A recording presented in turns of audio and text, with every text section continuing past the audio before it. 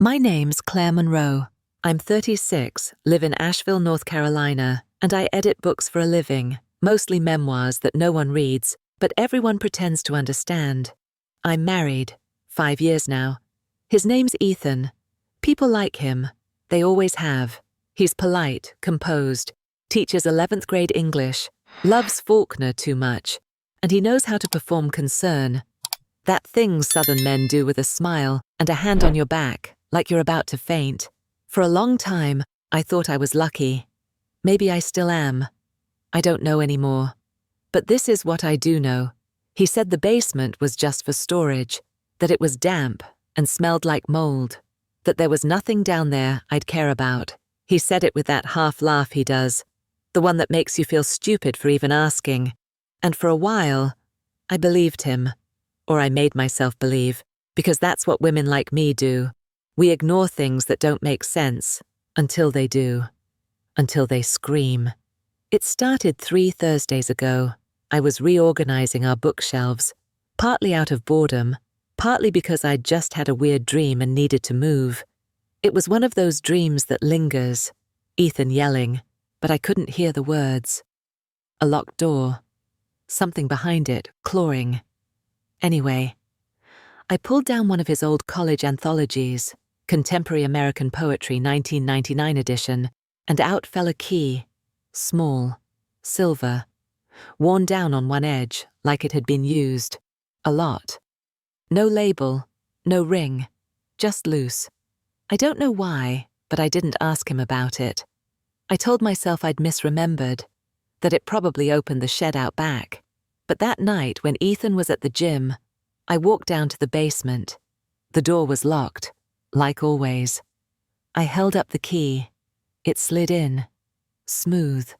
It clicked, and I just stood there, not opening it, not breathing. I felt sick, like I was standing at the edge of something I couldn't unsee. He got home 20 minutes later. I shoved the key back in the book and smiled like nothing happened. Like I hadn't just found the first crack in whatever it was we were calling marriage. That night, he made me tea, told me I looked tired, said we should plan a weekend in the mountains, just us. And I nodded. I said yes, but I kept the key, the one he never knew about. I waited 4 days, 4 days of pretending, laughing at the shows he liked, letting him kiss me goodnight without flinching. 4 days of watching him make his smoothie in the morning, like nothing in the world was wrong. I started studying his face the way you study a stranger on a train, with quiet suspicion. Like there was something I should have noticed a long time ago, and maybe there was. Because on that 5th night, when Ethan left for his Thursday night trivia with his co-workers, I didn't even hesitate. I grabbed the key, slipped on socks, tiptoed down the basement steps like I was trespassing in my own life. The door creaked, the kind of creak you feel in your teeth. I turned the key slowly. It clicked open just like before. But this time, I pushed the door wide. The air down there. It didn't smell like mold. It didn't smell like anything. It smelled still. Like a room that hadn't been disturbed in years. Like someone was trying to keep it frozen in time. I flipped the light switch. Nothing happened. So I pulled out my phone and turned on the flashlight. That's when I saw it. Boxes. So many boxes. Labeled, stacked, neat, like an archive. Some were taped shut. Others were cracked open. One of the open ones had a framed photo on top, slightly tilted, like someone had placed it there and then walked away forever. It was Ethan. Younger. Hair longer, smiling, and standing next to him was a woman I'd never seen before. Dark hair, bare shoulders, eyes looking somewhere else, like she didn't want to be there. There was something written on the bottom of the frame. Just one word. Madeline. I stood there staring like it would change. Madeline. The name rang something inside me. I'd heard it before. Once, maybe. At a family dinner, when Ethan's mother got a little tipsy and mentioned a girl he used to be with. Didn't work out. Not her fault. She wasn't built for our kind of life. That's what she'd said. Back then, I didn't ask questions. I was too focused on fitting in, too proud that I was good for him, the kind of woman his mother could stomach. But now that name felt like a loaded gun someone left in a child's toy chest. I didn't touch the photo. I didn't touch anything. But I kept looking. There were folders, thick ones, some with tabs labeled Therapist Notes, MM, Incident Report, 2017, Insurance Claims, Fall, Court Docs, Med Transfer. And then there was a smaller box, shoe-sized, locked with a thin clasp. I didn't open it. Not yet. Because in that moment, something shifted. A floorboard upstairs creaked. Or maybe I just imagined it. But I panicked. I turned off the light, closed the door, locked it again. Back upstairs, I stood in the kitchen for 20 minutes, just staring at the backsplash tile. I couldn't breathe, couldn't think. Madeline. Court documents, therapist notes. Why the hell did Ethan keep all of it? That night, I didn't sleep. He crawled into bed around 11, smelling like beer and bar fries. Whispered that he missed me lately. Said we should try for a baby soon. I nodded. I even smiled. But in my head, I was still holding the picture frame. Still reading that name. Still wondering why the hell her eyes looked just like mine. I didn't go back to the basement for 3 more days. Instead, I Googled her. Madeline Monroe. I started with her Facebook, long inactive. The banner was some hazy beach photo, no profile picture. Last post, 2017. Just a quote. Sometimes survival looks like silence. I checked obituaries. Reddit. Local news. And then I found it.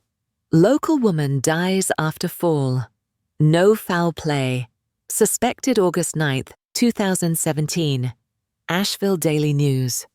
No picture, just a paragraph. Madeline Monroe, 31, died tragically after a fall from her staircase. Survived by her husband, Ethan Monroe, and no children. No further investigation was opened. No funeral announcement. No family listed. I blinked at the screen for a full minute. He'd never told me he was married before. Never mentioned she died. It wasn't just lying by omission. It was something deeper. Something cold. Later that afternoon, when Ethan went out to pick up takeout, I went back to the basement.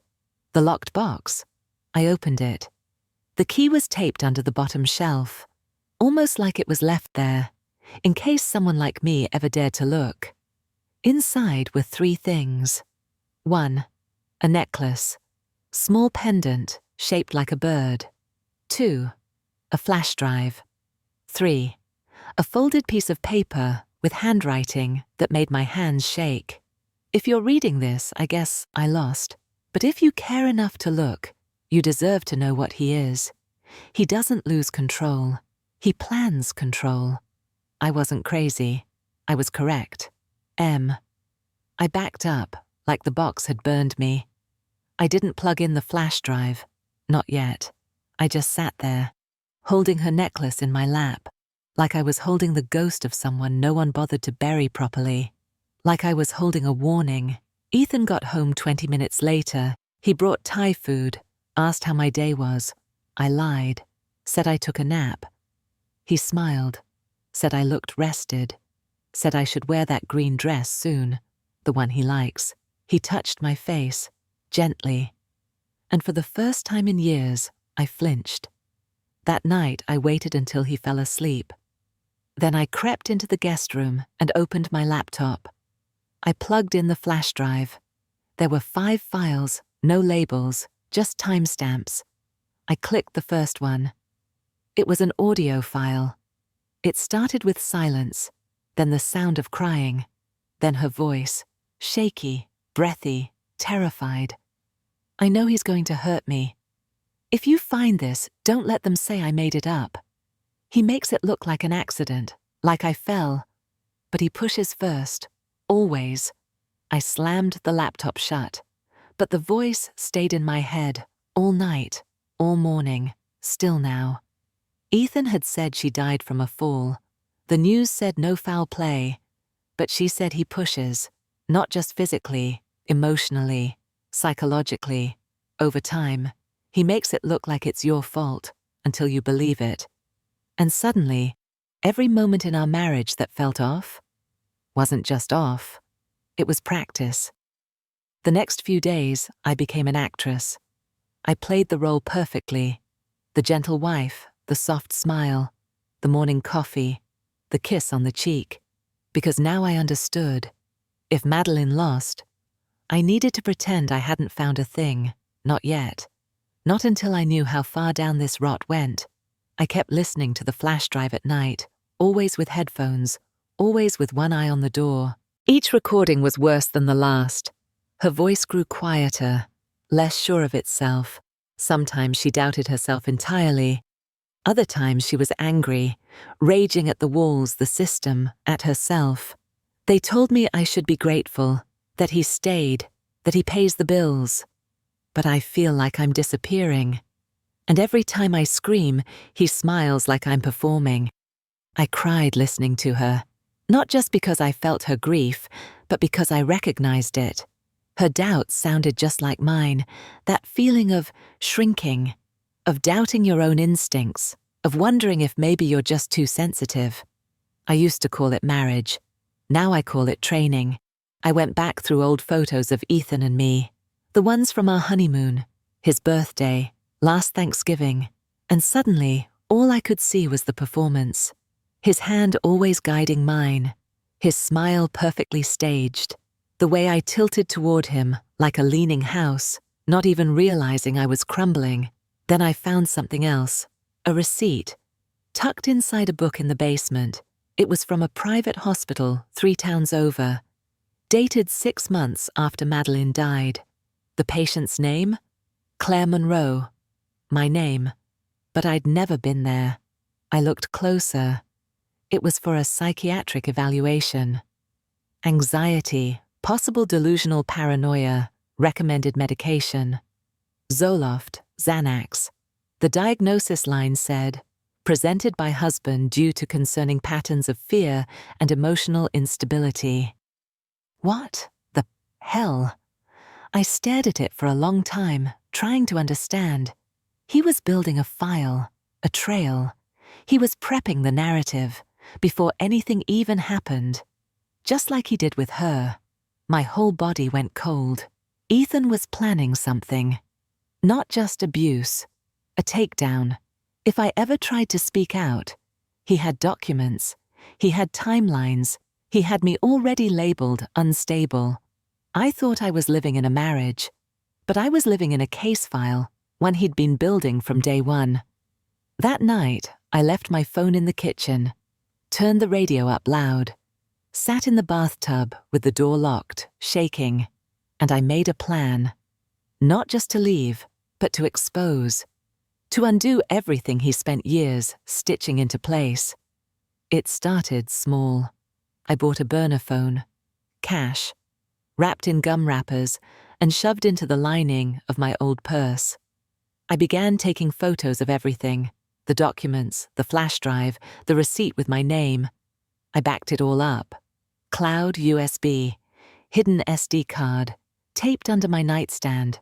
I created an email under a fake name and sent everything to it, labeled with timestamps and short descriptions. It wasn't just for safety. It was so I could see it all in one place, the whole twisted puzzle laid out like an exhibit. Ethan was precise, controlled. Every move he made was like a chess player looking 5 steps ahead. So I started learning his game. Next, I went to visit Dr. Geller. Not because I needed therapy, though maybe I did, but because she was the doctor whose name was on that fake psych file. She didn't recognize me. Not even a flicker. And when I told her about the document with my name on it, she paused, visibly shaken. "That's not a real record," she said softly. "We have digital files. This is old formatting. We stopped using that layout in 2015. I asked if it was possible someone forged her name. She didn't answer, just nodded, like she'd seen this before, and hated that she had. She offered to write a notarized letter confirming she'd never seen me as a patient. I took it, with shaking hands, told her thank you. Then I went home and hid it under the floorboard beneath my side of the bed. And that's when things got worse. Ethan began watching me differently. He started locking his phone again, started testing me, asking what I'd done that day, where I'd been, what I was working on. Once, he even asked if I was sleeping okay. He said it gently, but his eyes were too still. That's when I knew. He felt it, the shift, like a dog sensing a thunderstorm in the bones before it strikes. The next night, I left my laptop open on purpose, pretended to fall asleep on the couch, left the untitled folder open, the one with nothing in it, except it wasn't empty. Inside was a single audio file, titled June 14th, Argument. It wasn't real. I made it. Just white noise, with a few whispered words edited in. You think I don't see it? She knows. This time you won't get away with it. I watched him from the hallway. He sat at the screen, leaned in, clicked play. Listened. Twice. He didn't say anything, didn't even turn around, just quietly closed the laptop. And that's when I saw his face. It wasn't scared. It was intrigued. Ethan liked the game. He liked the idea of chasing me. Slowly, methodically, like a spider watching a fly stretch its wings inside the web. And that terrified me more than anything, because it meant he wasn't rushing. He was waiting, letting me hang myself. So I gave him what he wanted, the appearance of surrender. I cried at dinner, told him I was sorry for being distant, said I'd been feeling weird lately, maybe hormonal. He offered me wine. I said yes. He offered me Advil. I flushed it down the toilet when he wasn't looking. I knew what he was doing. He wanted to break me slowly, but I had learned from the woman who didn't make it, from the files she left, the voice she recorded, and I wasn't going to disappear. I started humming to myself at random times, staring into space during conversations. I forgot things, where I put my keys, whether I turned off the stove. Once, I left the fridge open on purpose and blamed it on being so tired lately. Ethan noticed. Of course he did. He started suggesting I see a doctor, asked if I'd talk to someone. Gently, like he was helping, like he cared. And maybe that's what makes men like him so terrifying. They destroy you with a smile. He brought me tea one night, said it would help me sleep. Chamomile, he said, but it tasted different, too bitter. I didn't drink it, just held the mug in my lap and watched him. His smile didn't waver. He didn't ask if I'd finished it, because he already knew. I started pretending to fall asleep earlier each night. He stayed up late in his study, door closed, music low. I snuck down once, put my ear to the door. Inside, I heard the soft clicking of keys, a low hum. I waited until the house was dead quiet, then slipped into his study after he went to bed. His desktop was locked, but the drawer, unlocked. Inside, a black notebook, the kind he used when he was planning his lessons. His reflection journal, he once called it, but it wasn't about books. Each page was a dated entry, meticulous, like a log.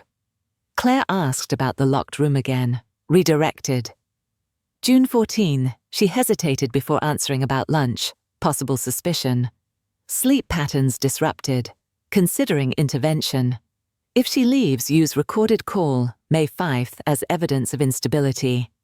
He wasn't documenting my decline, he was scripting it. I stared at the page for a long time, long enough for my hands to go numb. Then I snapped a photo, 3 angles, flash off, sound muted. Then I closed the drawer, exactly as I found it, walked back upstairs, and threw up in the sink. Madeline's voice came back to me that night. He doesn't lose control, he plans it. That line had haunted me before. Now it became prophecy. He wasn't going to hit me. He wasn't going to scream. He was going to set the stage. Let everyone else believe I was the one unraveling. And when I was finally gone, hospitalized, silenced, or worse, he'd walk away clean. Again. But this time, I had something Madeline never did.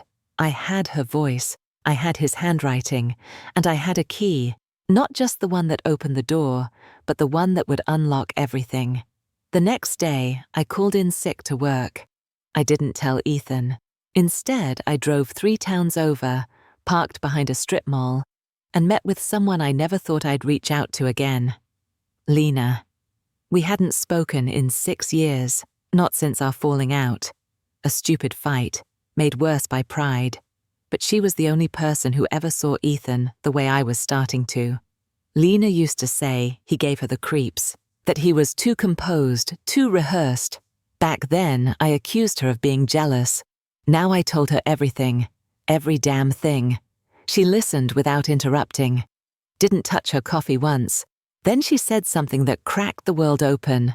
Claire, that voice recording you played, that wasn't just fear. That was a warning. You think you're unearthing this story, but what if Madeline left it for you? It hit me like cold water. Adeline didn't just want someone to know what happened to her.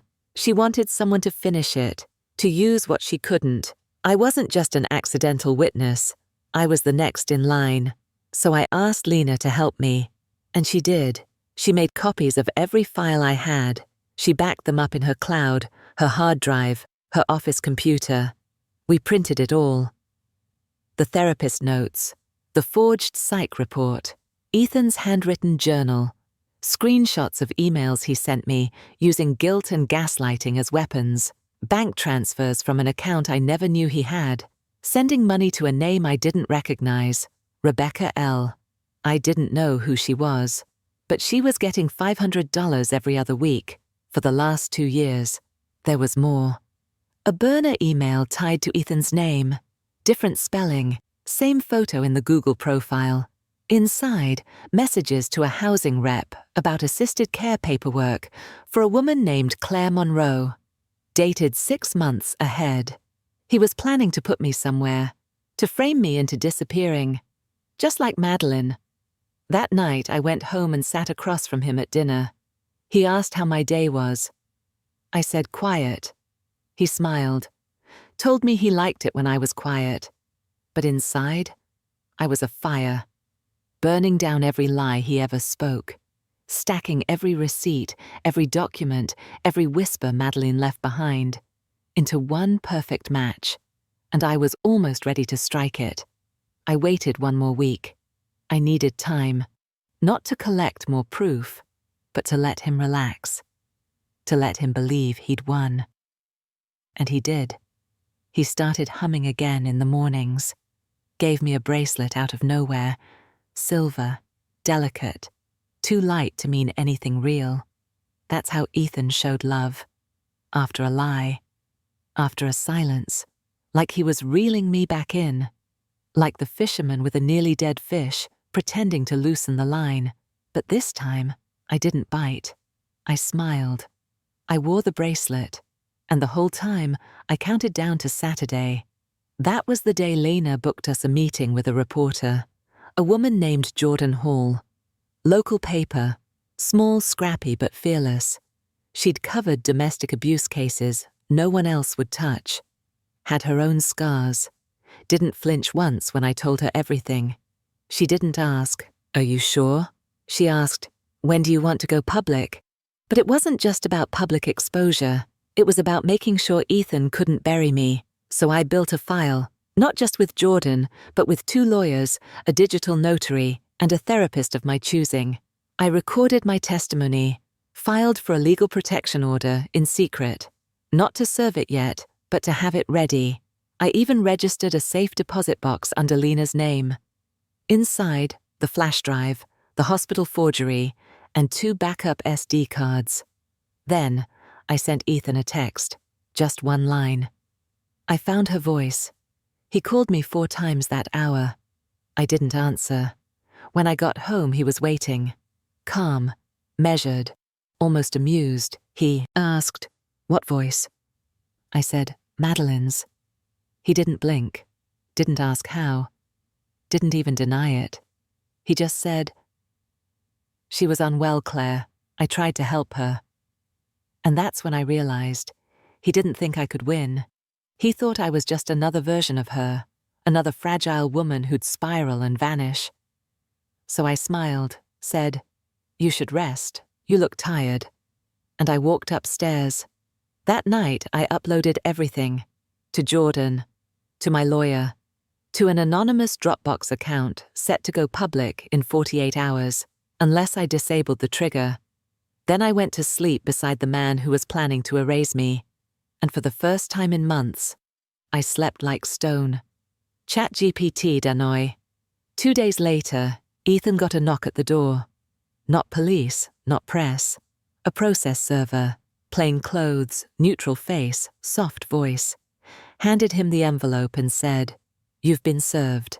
Inside, a pre-filed restraining order, a letter from my lawyer, a copy of the notarized medical rebuttal from Dr. Gellar, a copy of his journal pages, annotated by a therapist. It was surgical, quiet, public enough to humiliate, but not to trigger escalation. He stood in the doorway, reading it, and then, for the first time, he looked small, like a man whose stage had been taken from him, like someone realizing he wasn't the narrator anymore.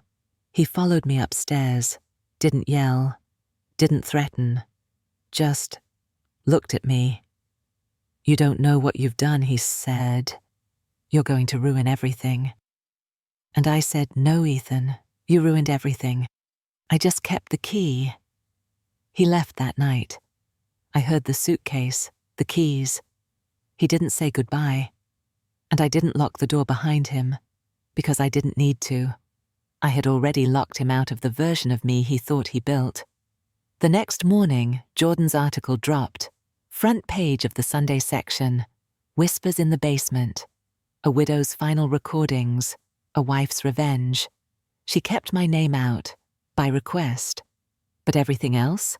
The voice clips, the receipts, the forged file, the journal, the lies, all of it, out.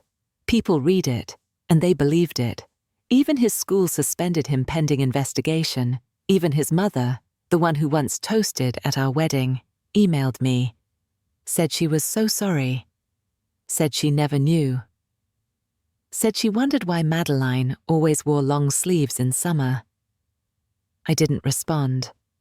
Because sorry doesn't unburn what you watched catch fire. 2 weeks later, I visited Madeline's grave. It wasn't really a grave, just a plaque hidden behind her old family church. No flowers, no sign anyone had been there in years. I stood there for a long time, played the last recording from her flash drive. The one I couldn't bear to listen to until then. Her voice was different, soft, resolute. "If you find this, Kakar, tell the truth. Even if no one listens, say it anyway. Because someone will. And maybe she'll be the one to finish it." I left the key on her plaque, the one he never knew I had, and I whispered, "It's done now." Ethan tried once more, a month later. He emailed from a new address, no subject line, just 2 sentences. "You got what you wanted. I hope it was worth it." I didn't reply, because it wasn't about getting what I wanted. It was about not disappearing like she did, about not fading into the kind of silence that makes people wonder if you ever existed at all. I kept the house, painted the basement door shut, not because I was afraid, but because some rooms aren't meant to be aired out. Some truths don't need a spotlight, just witnessing. I still have nightmares. Sometimes I dream he's behind me, hand on my shoulder, voice in my ear saying, "You're overreacting again." Other times, I hear her, telling me to keep going, telling me she's still here, not alive, but not gone either. She's in the room with the boxes. She's in the silence between my thoughts. She's in every woman who's ever been told to lower her voice and smile through the unraveling. This wasn't just my story, it was hers. And every page of it, every lie, every forged record, every gaslit second, I've turned it back into truth. I didn't need revenge. I needed freedom, and I bought mine with evidence, with memory, with a key I never should have found, but did. The one he didn't know about, the one that opened everything. My name is Claire. I'm 34. I live in a house I once loved, and now I just try to survive in. Ethan's gone, but he's everywhere.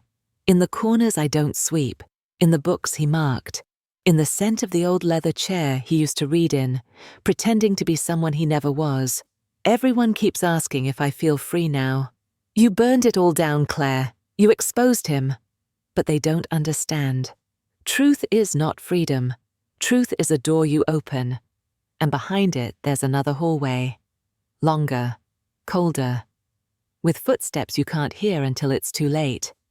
The article hit on a Sunday. By Monday, my inbox was a war zone. Messages from strangers. Some said, "Thank you. I believe you. That happened to me too." Others, not so kind. "Slut. You're making it up. He lost his job because of you. Hope you're proud." I blocked them, reported them, did the whole self-care thing people love to throw around, but it didn't help, because some of them didn't come from strangers. Some came from names I recognized. Ethan's cousin, our old neighbor, even a former student of his, said I'd ruined the best teacher the school ever had. They never asked what it was like to sleep beside a man building your obituary in real time. But the worst part? It wasn't them. It was the silence from the people who knew, his colleagues, his mother, our mutual. My name's Claire Monroe. I'm 36, live in Asheville, North Carolina, and I edit books for a living, mostly memoirs that no one reads, but everyone pretends to understand. I'm married, 5 years now. His name's Ethan. People like him. They always have. He's polite, composed, teaches 11th grade English, loves Faulkner too much, and he knows how to perform concern. That thing Southern men do with a smile and a hand on your back, like you're about to faint. For a long time, I thought I was lucky. Maybe I still am. I don't know anymore. But this is what I do know. He said the basement was just for storage, that it was damp and smelled like mold, that there was nothing down there I'd care about. He said it with that half laugh he does, the one that makes you feel stupid for even asking. And for a while, I believed him. Or I made myself believe, because that's what women like me do. We ignore things that don't make sense, until they do. Until they scream. It started 3 Thursdays ago. I was reorganizing our bookshelves, partly out of boredom, partly because I'd just had a weird dream and needed to move. It was one of those dreams that lingers, Ethan yelling, but I couldn't hear the words. A locked door. Something behind it, clawing. Anyway, I pulled down one of his old college anthologies, Contemporary American Poetry 1999 edition, and out fell a key, small, silver, worn down on one edge like it had been used. A lot. No label, no ring, just loose. I don't know why, but I didn't ask him about it. I told myself I'd misremembered, that it probably opened the shed out back. But that night when Ethan was at the gym, I walked down to the basement. The door was locked, like always. I held up the key. It slid in, smooth. It clicked, and I just stood there, not opening it, not breathing.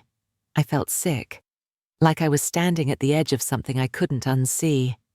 He got home 20 minutes later. I shoved the key back in the book and smiled like nothing happened, like I hadn't just found the first crack in whatever it was we were calling marriage. That night, he made me tea, told me I looked tired, said we should plan a weekend in the mountains, just us. And I nodded. I said yes, but I kept the key, the one he never knew about.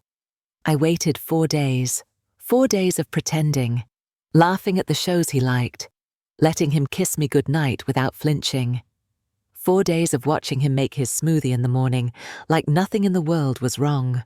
I started studying his face the way you study a stranger on a train, with quiet suspicion, like there was something I should have noticed a long time ago. And maybe there was. Because on that fifth night, when Ethan left for his Thursday night trivia with his co-workers, I didn't even hesitate. I grabbed the key, slipped on socks, tiptoed down the basement steps like I was trespassing in my own life. The door creaked, the kind of even quiet corporate cleanups for rich families who wanted their son's mistakes erased, and he recognized Ethan's signature, not his handwriting, his footprint, the mental illness narrative, the digital erasures, the silence payments.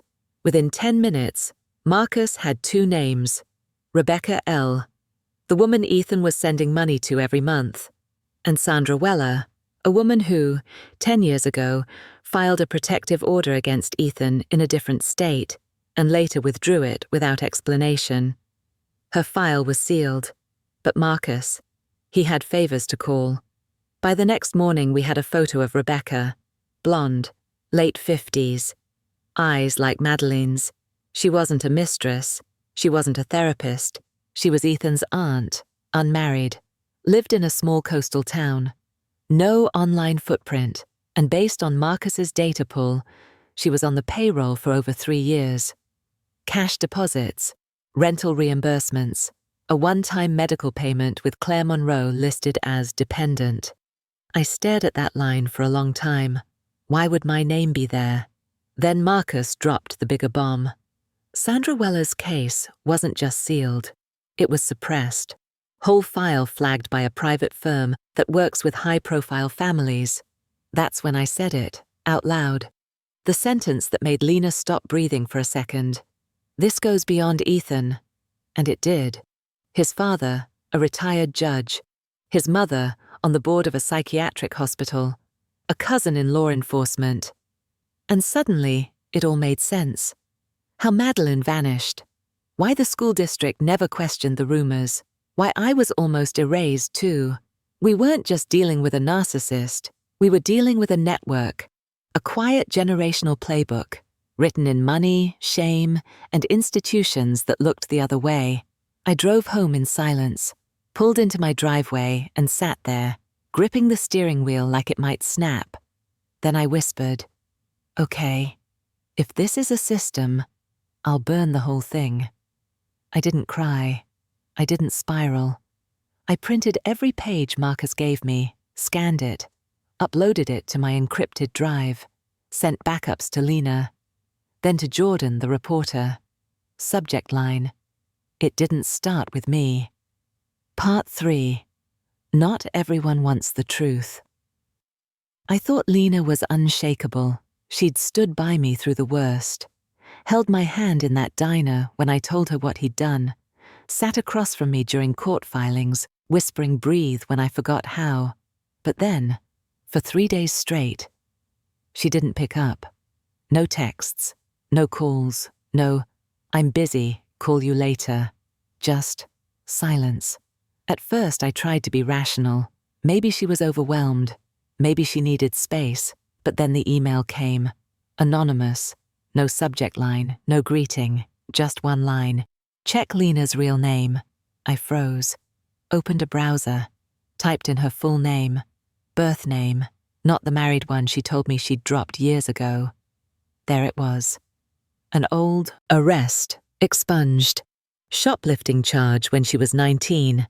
And another hit. A sealed court record tied to a hospital she used to volunteer at. My chest tightened.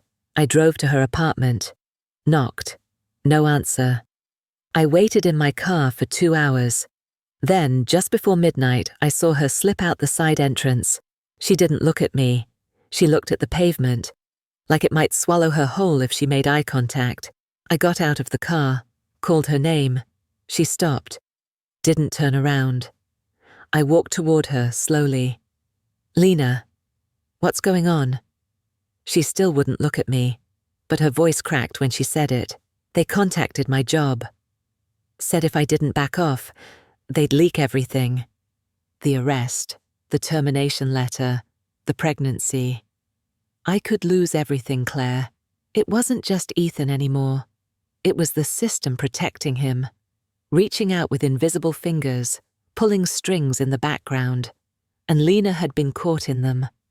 I should have felt betrayed, but all I felt was grief, like losing someone in slow motion. I nodded, didn't argue, didn't cry, just said, "It's okay. I'll finish this alone." And I walked back to my car, hearing her whisper behind me, something I couldn't quite make out. Maybe it was, "I'm sorry." Maybe it was, "Don't." Didn't matter, because I was already done waiting for backup. That night I wrote 2 letters, one to Lena and one to a woman named Sandra Weller, the one Ethan buried before Madeleine. I didn't know if she'd write back, but I hoped. God, I hoped, because if she did, then I wouldn't just be fighting for myself anymore. I'd be picking up the torch she dropped and walking straight into the fire. Part 4. I wasn't the only ghost he made. 2 weeks passed. No reply from Sandra, no word from Lena, no new attacks from Ethan. Not directly. But the silence? It was strategic. I could feel it. Like the pull of air right before a door slams shut. Then, just as I was losing hope, a small white envelope showed up in my mailbox. No return address. Postmarked from a town in Oregon I'd never heard of. Inside, a letter. Handwritten. Neat cursive. Heavy strokes. And the moment I read the first line, I knew. "Claire, I've waited years for someone to come looking. I never thought it would be you." It was Sandra, and she remembered everything. The bruises, the gaslighting, the false diagnosis papers signed by a friend of Ethan's father, the way they convinced her she was manic, forced her into a 72-hour hold, and released her only after she signed a non-disclosure agreement. She'd tried to report it once, but no one believed her. No one cared.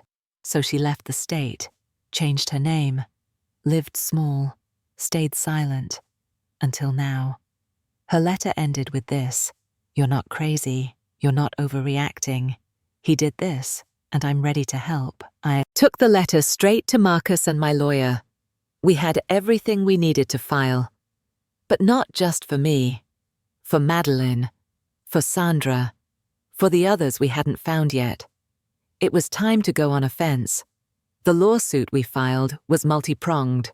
Emotional abuse, document forgery, defamation, medical fraud, coercive control, civil conspiracy with institutional partners. It wasn't just Claire Monroe v. Ethan Lane anymore. It was Claire Monroe et al. v. the Lane Family Trust and all their buried skeletons. Jordan, the reporter, called me after reading the brief. She was quiet for a long time. Then she said, "If we run this, if we publish the names, they're going to come for you harder." I asked her if she was scared. She said, "Terrified." Then she paused. "But I've been waiting to write this story my whole life." 3 days later, her exposé dropped. Front page, full spread. The key she kept, how a hidden flash drive unraveled a dynasty of silence. It had everything. The recordings, the sealed records, the forensic handwriting analysis that proved Ethan wrote parts of Madeleine's diagnosis, a map of bank transfers that traced hush money from Ethan's father to Rebecca L., to Sandra's former landlord, to Lena's old employer. It was unignorable. By noon it was trending. By 5 p.m., the school board issued a statement. By midnight, Ethan's father resigned from his foundation. The avalanche had begun, and this time, I wasn't buried beneath it. I was riding it straight through the house they built. Part 5, the last time I saw him. It was a Thursday when he showed up. No warning, no call, just the doorbell, and his face, on the security camera feed, thinner, pale. Eyes that didn't match the voice he once used to ruin me. I should have ignored it. Should have called the police, locked the door, disappeared behind the curtains like I'd practiced in my mind 1,000 times, but I didn't. I opened the door, only halfway. He didn't try to step in. He just looked at me. Not furious, not smug, but hollow, like a man who finally realized the mask had melted, and all that was left was bone and ash. "You think this makes you safe," he said. His voice cracked on safe. I didn't answer, because I wasn't interested in his safety fantasy anymore. I was interested in the footage, the little camera mounted right above the porch, blinking red. He followed my gaze, saw the light, and for the first time since all this began, Ethan looked scared. I said one word, "Smile," and I shut the door. Later that night, I uploaded the clip, posted it. No sound, no edits, just the raw footage of a man who used to be a pillar of the community, standing on the porch of the woman he tried to erase. Caption: "He used to say no one would believe me. They believe me now." It went viral. Again, even people who once doubted me shared it, because the look on his face, it wasn't rage, it was recognition. He finally saw me, not as a fragile wife, not as a liability, but as the woman who buried him without ever raising her voice. And here's the part that stunned me most. I didn't feel triumphant. I didn't feel vindicated or victorious or badass.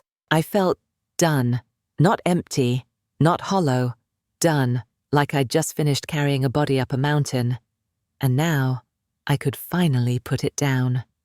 Part 6. I took my name back. The house sold in 6 days, cash buyer, no inspection. I didn't care who moved in, didn't care if they painted over every wall, didn't care if they tore out the floorboards and found all the hidden ghosts. I just wanted out. I boxed up what was mine, what was really mine. Not the wedding china, not the framed degrees, just Madeleine's flash drive. My old journals, the ones I wasn't allowed to keep because they made me ruminate. The one photo of me laughing at 19, before him, before the quiet dying started. I didn't take the wedding dress, didn't take the ring. I left it in the kitchen drawer with a note that said, "You can keep the symbol. I already took the freedom." I moved 3 states over, rented a 1-bedroom apartment above a bookstore run by a retired teacher and her wife. They gave me keys, no questions. First night I slept on the floor, no mattress, no furniture, just silence. And for the first time in years, it didn't scare me. I changed my name back. Claire Elizabeth Calloway. Not Monroe, not Lane. Calloway.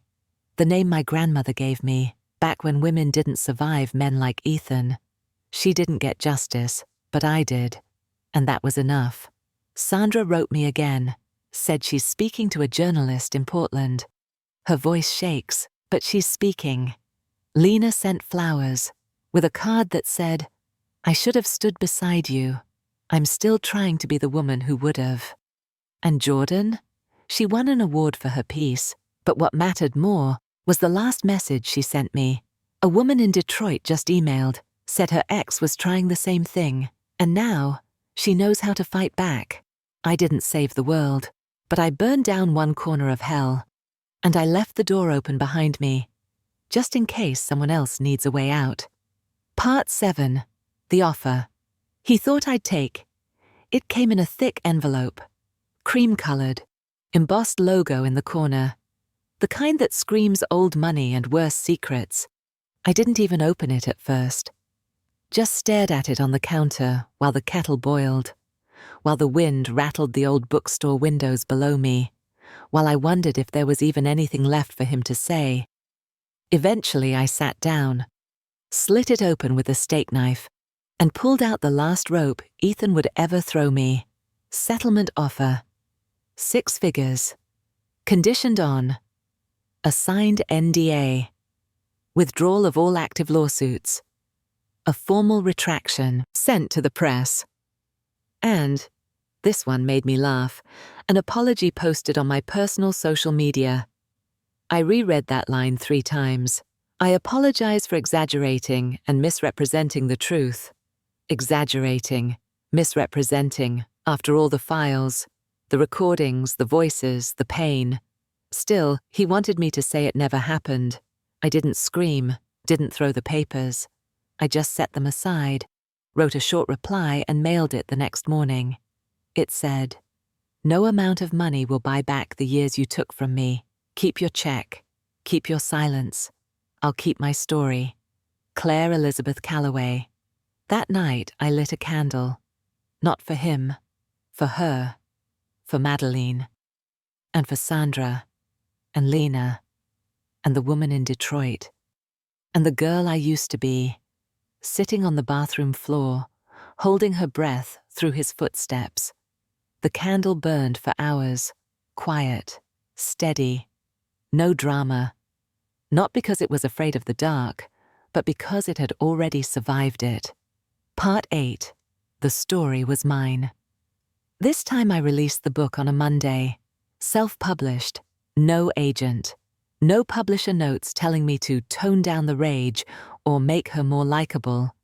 Just me, my words, my cover, a photo of an old brass key on a cracked wooden floor. Title, The Key He Never Knew About. It wasn't meant to go viral, wasn't even meant to sell. It was meant to exist, to make sure the record lived somewhere outside of lawsuits and court transcripts and anonymous Reddit threads, a place where no one could edit me, no one could mute me, no one could say, "That's not how I remember it," because now I didn't care how they remembered it. But then it started spreading. One post on TikTok, a quote shared on Instagram. He didn't bury me. He just underestimated how deep I could dig. And just like that, women started writing to me. Hundreds. From Seattle, from Atlanta, from small towns with big secrets. Some said, "You wrote what I couldn't say." Others said, "I left him after I finished chapter 9. And one said, "You reminded me that I'm not crazy, just finally waking up." I didn't expect to feel so much grief in the middle of being seen, but I did, because every thank you meant someone else had been through it too, that I was never alone. I just hadn't known where to look. A podcast invited me on, then a radio show, then an offer from a documentary filmmaker who said, "We want to tell this story, but not like a crime doc, like a reckoning." I didn't say yes, not yet, because part of me still liked the quiet, the new apartment, the bookstore smell in the mornings, the way no one here knew me as Ethan Lane's wife. They just knew me as Claire Calloway. Sometimes I still get scared.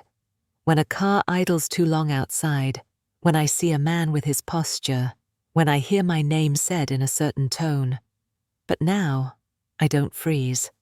I remember what I wrote, what, he read, what they tried to bury, and what I turned into light. Part 9. You should have known better. The last time I saw my reflection and didn't flinch wasn't in a mirror. It was in a bookstore window, mid-January, raining. I'd just finished a reading at a local women's center. Small crowd, folding chairs, cheap coffee. But one woman stayed behind, mid-40s, shy smile, scars she didn't bother hiding. She waited until everyone left. Then she walked up and said, "He used to say I was lucky he married me." And I looked at her like she was me, because she was, because we all were. Lucky, saved, chosen, until we weren't. She hugged me. I hugged her back. And as she left, she turned and asked, "What would you say to him now, if you could?" I didn't answer right away.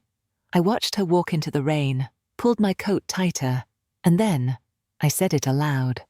To no one. To everyone. "You wanted me to stay quiet. You should have known better."